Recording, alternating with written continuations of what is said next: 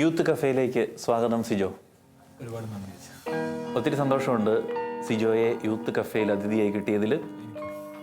ഒരു യൂത്തിൻ്റെ പ്രതിനിധിയാണല്ലോ സിജോ. ഒത്തിരി സന്തോഷമുണ്ട് അതുകൊണ്ട് ഇൻട്രാക്ട് ചെയ്യാൻ. എനിക്ക് തോന്നുന്നു ഒത്തിരി സന്തോഷമുണ്ട്, പ്രത്യേകിച്ച് യങ്സ്റ്റേഴ്സിനെയൊക്കെ കാണുമ്പോൾ ഈ സഭാപ്രബോധനങ്ങളും പഠനങ്ങളും വചനങ്ങളും ഒക്കെ നല്ല രീതിയിൽ ഇൻ്റർപ്രിറ്റ് ചെയ്യുന്നു, പഠിക്കുന്നു, അത് ഷെയർ ചെയ്യുന്നു. പ്രത്യേകിച്ച് നമ്മുടെ ഈ ഡിജിറ്റൽ പ്ലാറ്റ്ഫോംസ് ഒക്കെ നല്ലോണം ഉപയോഗിക്കുന്ന കുറേ പേരെ കാണാറുണ്ട്. സിജോയ്ക്കും അറിയാമല്ലോ ഇങ്ങനെ ഈ പറയുന്ന ഡിജിറ്റൽ പ്ലാറ്റ്ഫോംസ് ഒത്തിരി നല്ലോണം ഉപയോഗിക്കുന്ന ആൾക്കാരെ കുറിച്ചൊക്കെ. എനിക്കൊത്തിരി സന്തോഷം. പ്രത്യേകിച്ച് സിജോ ഇപ്പം ഇൻ്റർനാഷണൽ കാത്തലിക് യൂത്തിൻ്റെ ഏഷ്യൻ പ്രസിഡൻ്റാണ്, അതുപോലെ തന്നെ സീറോ മലബാർ സഭ വക്താവാണ്. അറിവുള്ളവനാണ് കൂടുതലും ഈ ഒരു മേഖലയെക്കുറിച്ച് എന്തുമാത്രം നമുക്ക് സ്വാധീനം ചെലുത്താൻ കഴിയുമെന്ന്. എന്താണ് എനിക്ക് ചോദിക്കാനുള്ളതാണ്, എന്താണ് ഇതിനെ അത്രമാത്രം ആകർഷിക്കുന്നത്, അല്ലെങ്കിൽ നിങ്ങൾക്ക് എന്താണ് ഇത് ചെയ്യാനുള്ള ഒരു ത്വര കിട്ടുന്നത്? ഒരു ഡിജിറ്റൽ മീഡിയ പ്ലാറ്റ്ഫോമിലാണ് ഒരു 90% നമ്മുടെ പ്രായത്തിലുള്ള യുവജനങ്ങളെന്ന് എനിക്ക് തീർച്ചയായിട്ടും പറയാൻ പറ്റും. കാരണം നമ്മുടെ എല്ലാ കാര്യങ്ങളും ഒരു വിരൽത്തുമ്പിൽ നമുക്ക് ലഭിക്കുകയാണ്. അപ്പോൾ നമുക്കിപ്പോൾ ലോകത്ത് എന്ത് നടക്കുന്നത് നമുക്കിപ്പോൾ കിട്ടും. അതിനിപ്പോൾ പുറത്തു പോയി അന്വേഷിക്കേണ്ട ആവശ്യമൊന്നുമില്ല, നമ്മുടെ വിരൽത്തുമ്പിലാണ്. അതിന് നെഗറ്റീവും പോസിറ്റീവും ഉണ്ടാവാം. പക്ഷേ എങ്കിൽ കൂടിയും സഭാപ്രബോധനങ്ങളും കാര്യങ്ങളും ഇത്തരം ഒരു പ്ലാറ്റ്ഫോമിൽ നമുക്ക് ലഭിക്കുമ്പോൾ അത് നമുക്കൊന്ന് ഉറപ്പാക്കാൻ പറ്റും, ഇവരിത് കാണും എന്ന് നമുക്ക് ഉറപ്പാക്കാൻ പറ്റും. അതുകൊണ്ട് തന്നെ നമുക്ക് ഇപ്പം പുസ്തകം വായിക്കുന്നതിനേക്കാളും ഉപരിയായിട്ട് ഇപ്പോൾ യുവജനങ്ങൾക്ക് താല്പര്യം മൊബൈലിൽ അവന് കിട്ടുന്നത് അതാണ് അവന് എളുപ്പം, ആക്സസിബിലിറ്റി ഏറ്റവും എളുപ്പം അതുകൊണ്ട് തന്നെയാണ്. അപ്പോൾ അതുകൊണ്ട് തന്നെ അത് നല്ല അത്തരം ടീച്ചിങ്സ് വലിയ നോട്ട്സ് ഒന്നും വായിക്കാൻ ഇഷ്ടപ്പെടുന്നവരൊന്നും അല്ല. ഇൻസ്റ്റന്റ് ചെറിയ ചെറിയ വീഡിയോസ്, ഇപ്പം അച്ഛൻ സൂചിപ്പിച്ചതുപോലെ മെസ്സേജുകള്, വചനങ്ങള്, മാർപ്പാപ്പയുടെ പ്രബോധനങ്ങള്, ഇത്തരം സാധനങ്ങളൊക്കെ ചെറിയ ചെറിയ കാര്യങ്ങളായിട്ട് വരുമ്പോൾ അത് ഷെയർ ചെയ്യുന്നത് കണ്ടിട്ടുണ്ട് ഞാൻ. ഒരുപാട് പേര് ഇപ്പൊ എനിക്ക് തന്നെ മെസ്സേജുകൾ വരാറുണ്ട്, അപ്പൊ ഷെയർ ചെയ്ത് വരുന്നു. അപ്പൊ അതൊക്കെ യൂത്ത് വളരെ കാര്യമായി തന്നെ ഈ മീഡിയനെ നല്ല രീതിയിൽ ഉപയോഗിക്കുന്നു എന്നതിന്റെ തെളിവാണ്. അതുപോലെ തന്നെ ഈ നേതൃത്വ നിരയിലേക്ക് യൂത്ത് വരാറുണ്ടല്ലോ, പ്രത്യേകിച്ച് നമ്മുടെ ഈ യുവജന പ്രസ്ഥാനങ്ങളിൽ നിന്നൊക്കെ, പ്രത്യേകിച്ച് കാത്തലിക് മൂവ്മെന്റ്സിൽ നിന്നൊക്കെ. ഇപ്പം യുവദീപ്തിയൊക്കെ, പഴയ യുവദീപ്തി SMOയും അങ്ങനെയൊക്കെ SUM ഒക്കെ പോലെ അതിൽ നിന്ന് ഒത്തിരി പേര് നേതൃത്വ നിരയിലേക്ക് വന്നിട്ടുണ്ട്. എനിക്ക് കാണാൻ സാധിക്കും അവരുടെയൊക്കെ അവർക്കും നല്ലൊരു ആധികാരികമായിട്ട് പറയാൻ സാധിക്കുന്നത് ഈ പഠനങ്ങളുള്ളതുകൊണ്ടാണ്. നല്ല രീതിയിലുള്ള ബാക്കപ്പ് അവർക്കുണ്ട്. എന്ത് തോന്നുന്നു ഈ പുതിയ തലമുറ, അല്ലെങ്കിൽ നിങ്ങളെപ്പോലുള്ള ഇനി വരാൻ പോകുന്ന തലമുറയോട് എന്താണ് പറയാനുള്ളത്? ഇനിയിപ്പോൾ ഈ പറയുന്ന നിങ്ങളിൽ നിന്ന് ജനങ്ങൾക്കൊരു സേവനം കൂടിയാണല്ലോ ഇത്. എന്താണ് അതിനെക്കുറിച്ച് എന്താണ് പറയാനുള്ളത്? തീർച്ചയായിട്ടും നമ്മുടെ എല്ലാ സംഘടനകളുടെയും ലക്ഷ്യം, ഇപ്പം നമ്മുടെ KCYM ആയാലും മറ്റ് യുവജന സംഘടനകളൊക്കെ ആയാലും ഒരു ലക്ഷ്യം വെക്കുന്നത്, KCYM പ്രത്യേകിച്ച് സഭയ്ക്കും സമൂഹത്തിനും വേണ്ടിയിട്ടുള്ള ഒരു സംഘടനയാണ്. അതിപ്പോൾ നമ്മൾ സഭയിൽ മാത്രം ഒതുങ്ങി നിന്ന് ജീവിക്കേണ്ട ഒരാളല്ല.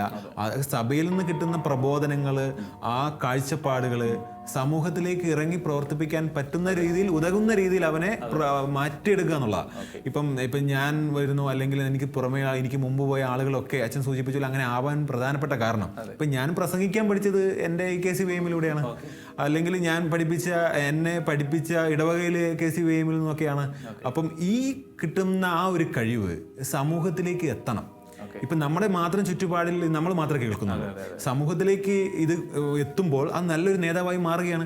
നമ്മൾ അവരെ ഫോക്കസ് ചെയ്തുകൊണ്ട് നല്ലൊരു ലീഡർഷിപ്പിലേക്ക് അവരെ വളർത്തിയെടുക്കണം. അപ്പോൾ തീർച്ചയായിട്ടും ഈ പറയുന്ന സംഘടനകൾ നമ്മളെ ഒരു നല്ല ഒരു ജനപ്രതിനിധിയായിട്ടും മാറ്റുന്നുണ്ട്. ഉറപ്പായിട്ടും നമുക്ക് അങ്ങനെ വേണം. ഇതിനു മുമ്പ് അങ്ങനെ ആയിരുന്നു. ഇപ്പൊ നമ്മൾ എന്തേ കുറവെന്ന് പറയാൻ പറ്റില്ല. കുറെ പേരൊക്കെ മാറി നിൽക്കുന്നു. മറ്റു പല സാഹചര്യങ്ങളും നമുക്കുണ്ട്. ഒരുപാട് സാധ്യതകൾ നമുക്കുണ്ട്. അതുകൊണ്ടാണ് മറ്റു മേഖലകളിലേക്ക് യുവജനങ്ങൾ പോകുന്നത്. പക്ഷേ ഇത്തരം സാമൂഹ്യ സേവനത്തിലേക്കും പൊളിറ്റിക്സിലേക്കും നമ്മുടെ യുവജനങ്ങൾ കടന്നു വരണം. അങ്ങനെ ഇല്ല എന്നുണ്ടെങ്കിൽ ചിലപ്പോൾ നമ്മൾ ആരും ഇല്ലാത്തൊരവസ്ഥയിലേക്ക് എത്തും. അതുകൊണ്ട് ഇത്തരം സംഘടനകളുടെ ഒരു മർമ്മപ്രധാനമായ ലക്ഷ്യം നമ്മുടെ യുവജനങ്ങളെ വലിയ നേതൃത്വ നിരയിലേക്ക്, രാഷ്ട്രീയ സാമൂഹ്യ മേഖലയിലേക്ക് വളർത്തുക എന്നുള്ളതാണ്. തിരിച്ചറിഞ്ഞുകൊണ്ട് ധാർമ്മിക മൂല്യം കാത്തു സൂക്ഷിക്കുക. നമ്മുടെ സംഘടനകൾ വരുന്നവർ ഒരിക്കലും വേറൊരു രീതിയിൽ പോവില്ല എന്ന് ഉറപ്പുണ്ട്. കാരണം ധാർമ്മിക മൂല്യങ്ങൾ മാത്രമേ അതിനകത്ത് പഠിപ്പിക്കുന്നുള്ളൂ. അവർ നല്ല രീതിയിൽ എങ്ങനെ സംസാരിക്കാം, എങ്ങനെ ക്രൈസ്തവ സാക്ഷ്യം എങ്ങനെ മറ്റുള്ളവർക്ക് എത്തിക്കാം. അപ്പൊ അവനൊരു ഒരു MLA MP ഒക്കെ ആയി വരുമ്പോൾ ഉറപ്പായിട്ടും പറയാൻ പറ്റും സഭയോട് ചേർന്ന് സമൂഹത്തിന് വേണ്ടി പ്രവർത്തിക്കുന്നവരാണ്. തീർച്ചയായിട്ടും അങ്ങനെ വരുമ്പോൾ ഈ ഡിജിറ്റൽ പ്ലാറ്റ്ഫോം നമ്മളെ ശരിക്കും വളർത്തുന്നുണ്ട്, പുതിയൊരു സാധ്യതകൾ തരുന്നുണ്ട്. പ്രത്യേകിച്ച് ഈ പ്രബോധനങ്ങള്, വചന സന്ദേശങ്ങളൊക്കെ നമ്മളെ നല്ല രീതിയിലേക്ക് കൊണ്ടുവരുന്ന നമുക്ക് പറയാൻ സാധിക്കും. ഏറ്റവും പുതിയ ചാക്രിക ലേഖനം ഏതാണെന്ന് ചോദിച്ചാൽ യുവജനങ്ങൾക്ക് അറിയാം. പണ്ട് പുസ്തകം വരണമായിരുന്നു, അത് അച്ചടിച്ച് ഇറങ്ങി കഴിഞ്ഞാൽ കിട്ടിയെങ്കിൽ ചിലപ്പോൾ ഇടവകയിൽ ഒന്നായിരിക്കും, അല്ലെങ്കിൽ രൂപതയിൽ 1-2 ആയിരിക്കും. അത് കിട്ടാൻ തന്നെ പാടാ. പക്ഷെ ഇവിടെ എല്ലാവർക്കും കിട്ടും.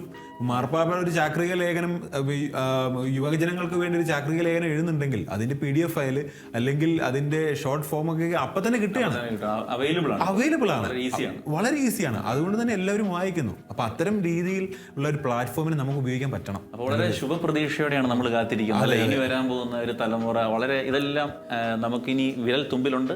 അപ്പൊ നമുക്ക് പ്രതീക്ഷിക്കാം അല്ലെ, ഒരു നല്ല പഠനങ്ങൾ സാധ്യമായ അല്ലെങ്കിൽ എല്ലാത്തിനെ കുറിച്ച് അറിവുള്ള ഒരു യുവജനത വളർന്നു വരാൻ നമ്മുടെ സഭയെയും നമ്മൾ കൃത്യമായി അറിയണം.